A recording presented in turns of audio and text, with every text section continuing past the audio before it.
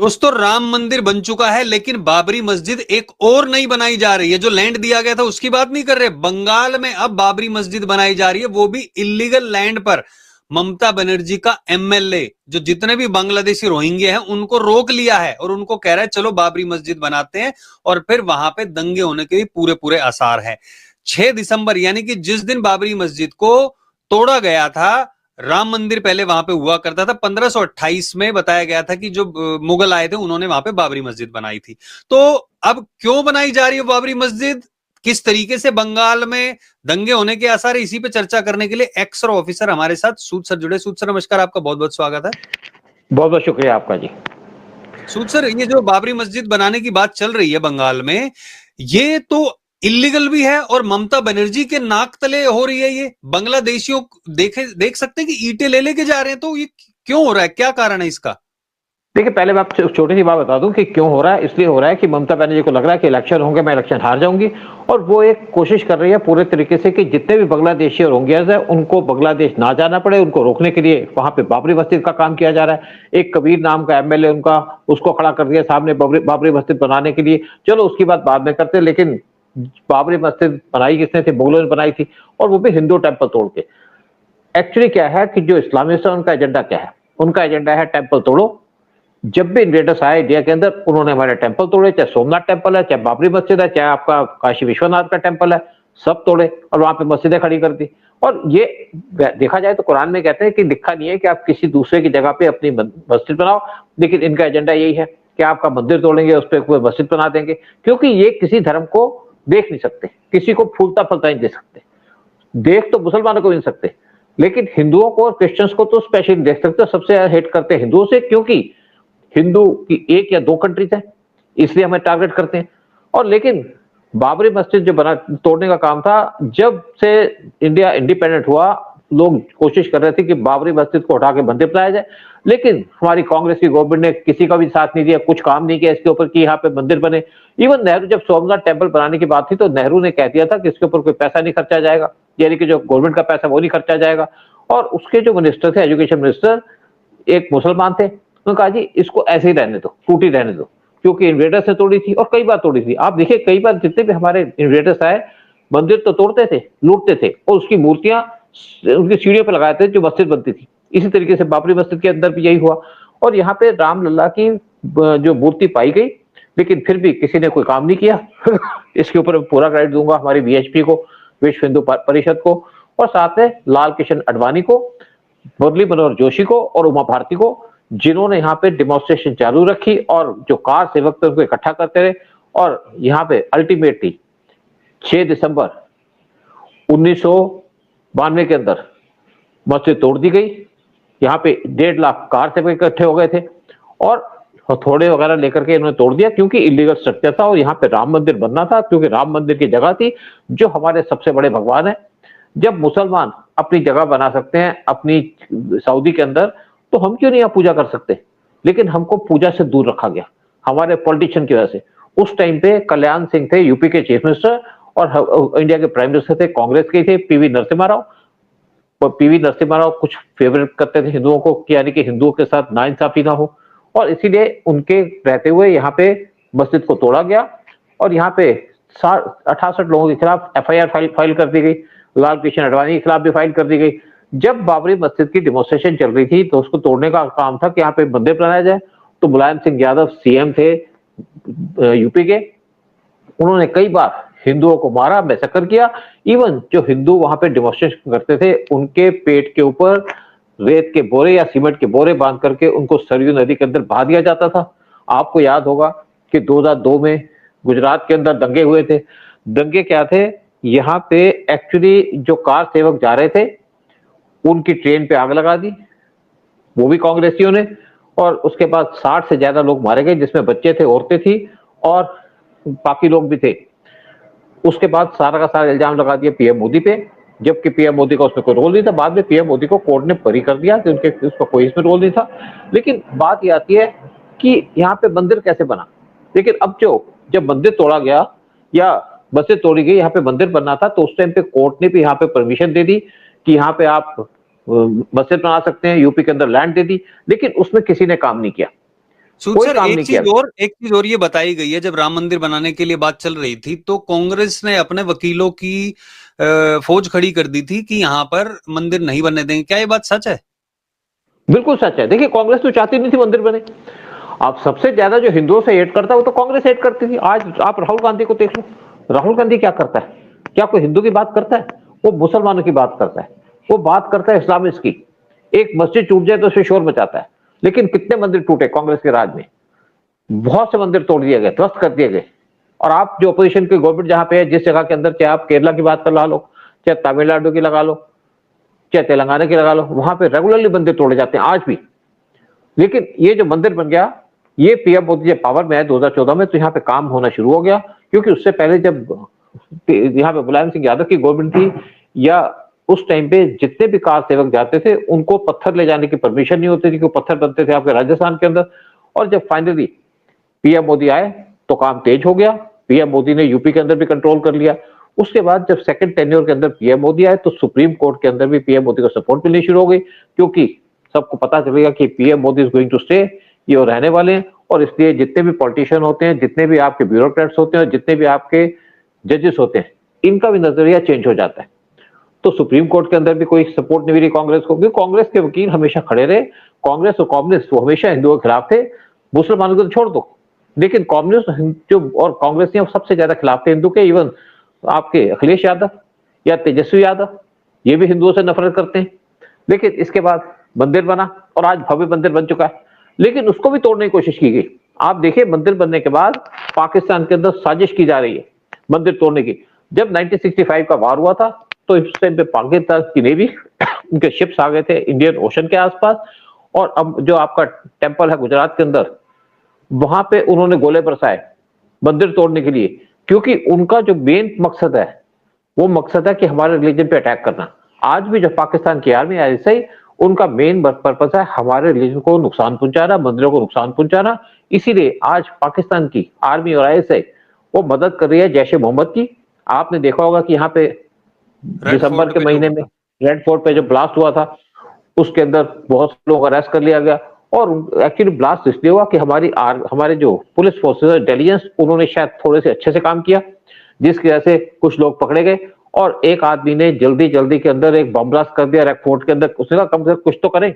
अल फलान यूनिवर्सिटी का भी नाम आया, जहां पे पूरी प्लानिंग की जा रही थी। और सारी प्लानिंग की जा रही थी पाकिस्तान की मर्जी से, यानी कि जैश ए मोहम्मद के जो सरगना है मसूद अजहर, उनके सपोर्ट से, उनके फंडिंग से।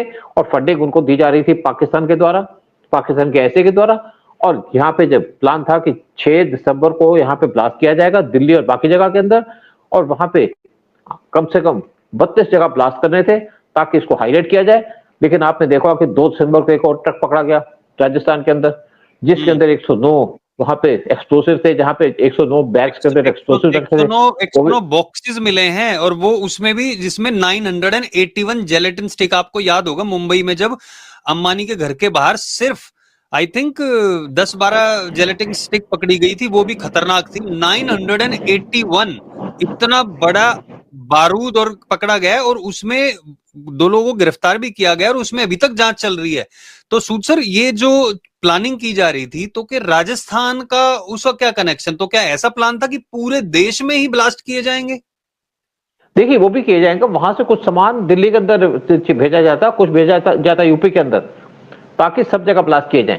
ये सिर्फ राजस्थान की बात नहीं है, ये पूरे इंडिया को दहलाना चाहते हैं। देखिए, जब तक पाकिस्तान रहेगा ये ब्लास्ट होते रहेंगे। पाकिस्तान कोशिश करता रहेगा, क्योंकि उसका एजेंडा ये है। और मैं आपको एक और बात बता दूं कि इस टाइम पे जो रशियन प्रेसिडेंट आए हैं, उनसे भी ये बात हुई, और एक बड़ा प्लान किया जा रहा है पाकिस्तान को रोकने का और पाकिस्तान को बर्बाद करने का, क्योंकि पाकिस्तान जब तक रहेगा इंडिया को तंग करता रहेगा। और एक और बात बता दूं आपको कि अब जैश ए मोहम्मद के चीफ मसूद अजहर, उन्होंने वुमेन की फोर्स बनाई है, वुमेन सुसाइड बॉम्बर्स की वो फोर्स बनाई है। और आपने देखा होगा जब आपका लाल किले का ब्लास्ट हुआ था, उसके अंदर एक लेडी डॉक्टर पकड़ी गई थी, जो भी इसकी मेंबर थी। और यहाँ पे लाखों रुपए दिए गए इन लोगों को ब्लास्ट करने के लिए, सारा सामान लाने के लिए। लेकिन उसने, मसूद अजहर ने एक और प्लान रिलीज किया है। उसने कहा मैं 5000 लेडीज की फौज तैयार कर रहा हूँ जो सुसाइड बॉम्बर्स होंगे, और उनको इंडिया के अंदर भेजा जाएगा आपके राम मंदिर को तोड़ने के लिए और वहां पे मस्जिद बनाने के लिए। मस्जिद तो यहाँ बनेगी नहीं, और राम मंदिर तोड़ने की जो भी इनकी साजिश है उसको हम पूरा नहीं होने देंगे। आज देखिए, हमारी एसपीजी वहां खड़ी है, जो सेफगार्ड कर रही है आपके रामलला के टेंपल को, और गवर्नमेंट इस पे पूरी तैयार है। लेकिन इन द मेन टाइम मुझे लगता है कि गवर्नमेंट कुछ और काम करने जा रही है पाकिस्तान के अंदर, ताकि मसूद अजहर या जो भी पाकिस्तान के अंदर एंटी इंडिया एजेंडा लेके जाते हैं उनको पाकिस्तान के अंदर मार दिया जाए, और यही काम करना पड़ेगा।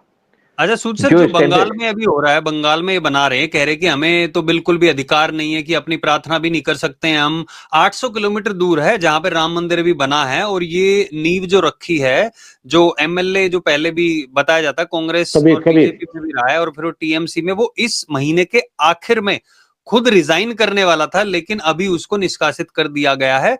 और आज उसने नींव रख दी है, वहां पे ईंटें लेके जा रहे हैं। तो ये कोशिश क्या की जा रही है, मतलब भड़काने की कोशिश है, क्या है ये? देखिए, भड़काने की कोशिश है। दूसरा काम है कि इसको ममता बनर्जी पूरी सपोर्ट दे रही है।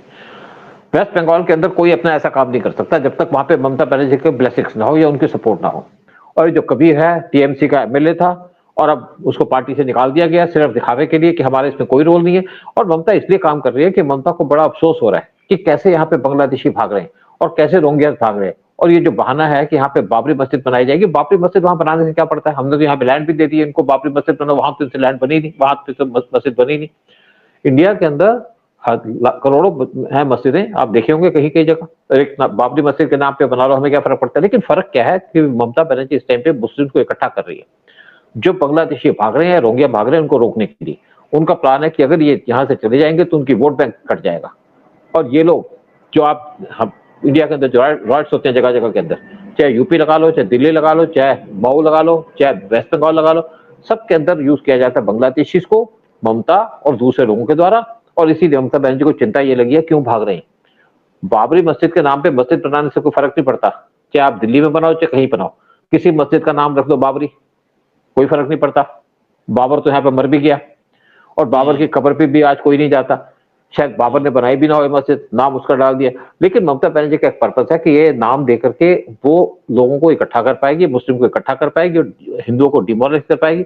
लेकिन मुझे लगता है कि आज हिंदू जाग चुका है, और जिस तरीके से हिंदू इस टाइम पे बात कर रहे हैं ममता बनर्जी के खिलाफ, जिस तरीके से हिंदू इकट्ठा हो रहा है और जिस तरीके से लोग खुश हो रहे हैं कि यहाँ पे बांग्लादेशी भाग रहे हैं।